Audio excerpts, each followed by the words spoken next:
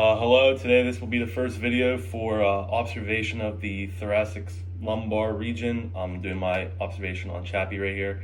The first thing that you're going to have to do is compare bilaterally, look anteriorly, posteriorly, and laterally, and then you're going to observe them weight bearing and non-weight bearing. It's important to look for swelling, deformities, discolorations, atrophy of any muscle.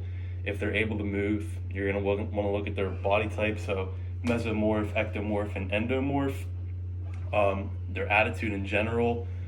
So like if they have any bend, I don't know how else to explain it besides their attitude. Their spinal posture. So if they're kyphotic, lordotic, or scoliotic, and then you're going to look at their gait. So from an anterior perspective, we're going to look at the position of their head in relation laterally tilting. We're going to look at the position of their shoulders, position of the clavicle. Then we're going to go down to iliac crest, make sure those are level, the ASIS, and then we're going to look at the position of the patella.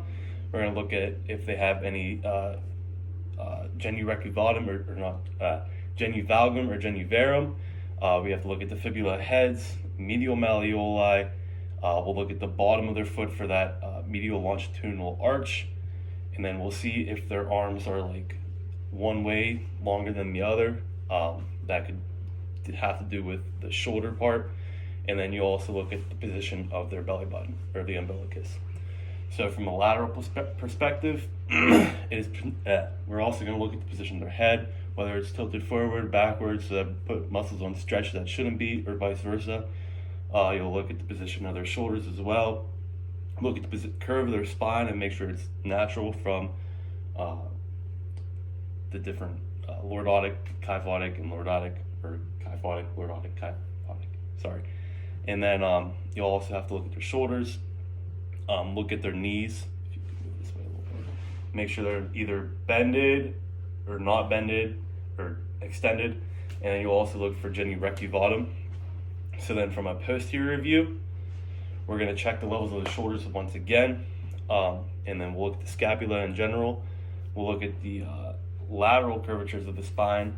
So it should be pretty much straight. We'll look at the PSIS, and then we'll have to look at that in relationship to the ASIS because we don't want it to be significantly different in height. We'll look for the gluteal folds, for gluteus maximus, and then we will look at his knee levels. It's also important to look at his Achilles and how the heel of his foot aligns when weight bearing. The last things that we were going to look for is counternutation, which is whenever the sacrum is tilted posteriorly, and nutation, whenever the sacrum is anteriorly moved. We're going to look at him standing and see how his weight is distributed, whether it's on 1 foot more or 1 foot less, vice versa. And then we'll see if he has any limitations and ask like, oh, do you have any problems getting out of bed? Do you have any problems putting on a shirt? Anything like that. And then we'll look at scars and bleeding if he has any.